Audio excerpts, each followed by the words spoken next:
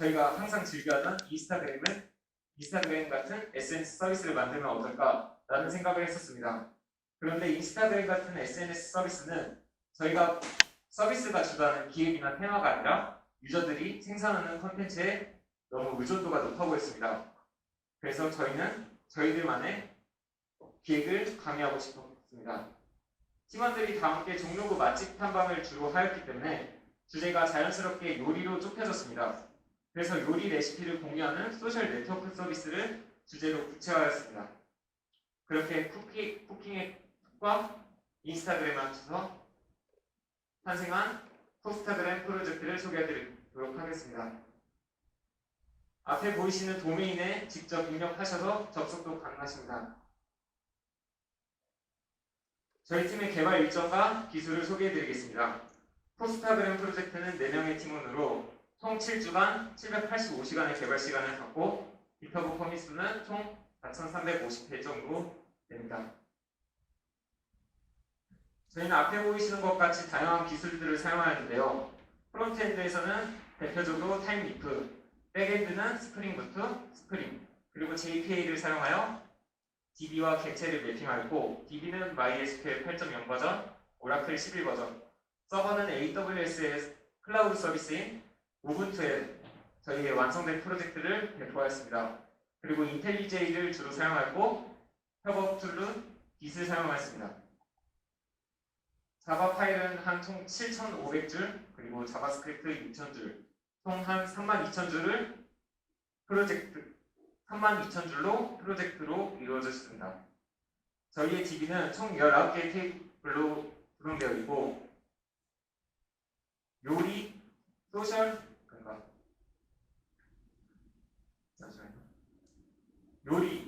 네트워크 서비스인 만큼 유저 테이블과 레시피 테이블을 위주로 테이블을 설계하였습니다. 그럼 이제 포스타그램이 어떤 서비스인지 궁금하시지 않으신가요? 네. 그럼 지금 직접 포스타그램에 접속해 보겠습니다. 브라우저에서 포스타그램.위를 입력해 보겠습니다. 메인 페이지에 들어가게 되면 오늘 집에서 뭐 해 먹을지 고민하는 저에게 인기 레시피를 다양하게 추천해주고 있습니다. 그리고 상단에 보시면 소셜 버튼이 있고 소셜 버튼을 누르게 되면 새로 업데이트된 최신 레시피들을 볼 수 있고 그 아래는 구독한 레시피와 주방장이 있는데 지금 로그인 전이기 때문에 보실 수 없습니다. 그리고 옆에는 떠오르는 인기 태그와 주방장 인기 랭킹을 보실 수 있습니다. 소셜 옆에는 레시피를 카테고리별로 확인하실 수 있고 메인 페이지를 더 보도록 하겠습니다. 스크롤을 내리게 되면 최신 레시피를 보시면 다양한 유저들이 올린 다양한 레시피들을 볼 수 있고 마우스를 올리면 보시다시피 태그도 확인할 수 있습니다. 스크롤을 더 내리게 되면 이제 다가오는 명절인 추석에 대한 추천 레시피들도 확인할 수 있습니다. 여러 가지 광고도 볼 수 있고 그럼 이제는 회원가입을 한번 해보도록 하겠습니다. 저희는 총 2단계 회원가입이 있고 아이디를 입력하고 이메일과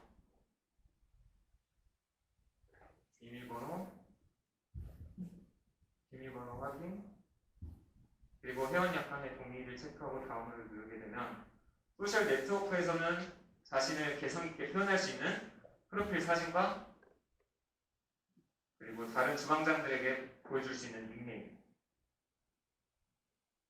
자기소개를 입력하고 만약 모든 회원들이 아닌 자기의 친구들에게만 보여주고 싶다면 비공개 체크를 하고 회원가입을 하시면 됩니다. 회원가입을 하면 다시 시작하도록 하겠습니다. 방금 회원가입 페이지에서 다음 페이지로 안 넘어갔었는데 제가 서버가 그냥 꺼진 줄만 알았었는데 제가 처음으로 겪은 AWS를 올렸던 서버가 해킹당해서 테이블을 다 지우고 만약 다시 테이블을 원한다면 그 이내에 비트코인을 보내야 된다고 그래가지고 지금 테이블이 다 날아가서 지금 로컬 서버에서 보여드려야 되는데 로컬 서버 또한 약간 지금 데이터를 약간 다 AWS 서버에만 올렸기 때문에 지금 보여드릴 수 있는 게 약간 좀 미흡하지만 그래도 프로젝트 마무리를 약간 발표하는 게 나을 것 같다고 생각해서 발표를 하도록 하겠습니다.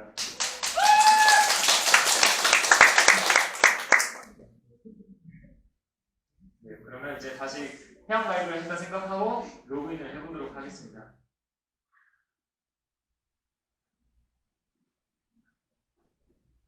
로그인을 하게 되면 방금 로그인 전에 볼 수 없었던 레시피 등록과 마이 키친 버튼이 있습니다. 또한 소셜 버튼의 마우스를 올리게 되면 방금 볼 수 없었던 내가 구독한 주방장들의 최신 레시피와 자기가 구독한 주방장 랜덤 5명을 뽑아서 보여주고 있습니다. 그러면 한번 레시피를 검색해 보겠습니다. 저희 검색 같은 경우에는 오토 컴플리트로 미리 제시해주고 검색을 하게 되면 해당 레시피로 먼저 가보겠습니다. 지금 사진도 안 나오고 있는데 우선 원래 메인 사진이 여기 나오고 요리의 제목, 작성자, 그리고 요리에 필요한 기본적인 요리 재료들, 그리고 요리를 만들기 위한 순서와 그 다음에 세부 정보들이 원래 이렇게 나오고 하단에는 작성자의 프로필, 기본적인 프로필과 구독자 수, 그리고 댓글, 그리고 만약 해당 레시피가 마음에 든다면 좋아요를 누를 수 있고 SNS처럼 좋아요를 누르고 확인할 수도 있고 만약 다음에도 쉽게 보기 위해서는 찐 목록에 추가할 수 있습니다. 그리고 캐남 동일이라는 주방에 한번 가보도록 하겠습니다. 여기 원래 사진이 있고 SNS 인스타그램처럼 사진에 테두리에 달아가지고 만약 초록색이면 공개 계정이고 빨간색이면 비공개 계정인데 똑같이 거의 똑같이 만들었습니다. 비공개 계정일 경우에는 해당 레시피들이 안 보여지고 팔로우 요청을 걸어서 해당 주방장이 수락을 해야지만 해당 게시물을 볼 수 있고 지금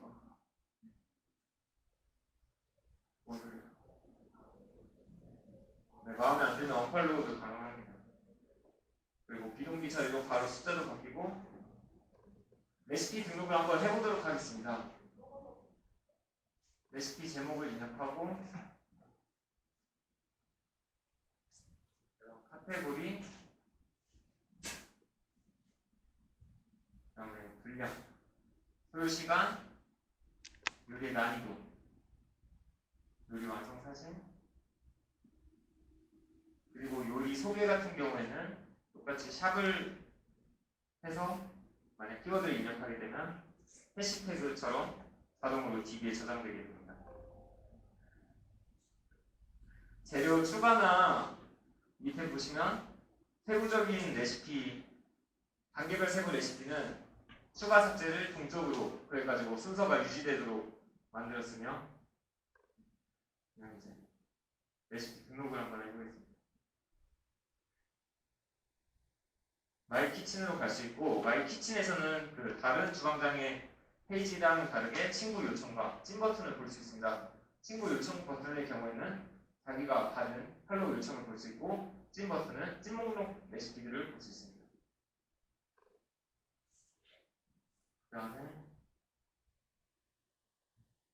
그 다음에 마지막으로 관리자 페이지를 보여드리도록 하겠습니다.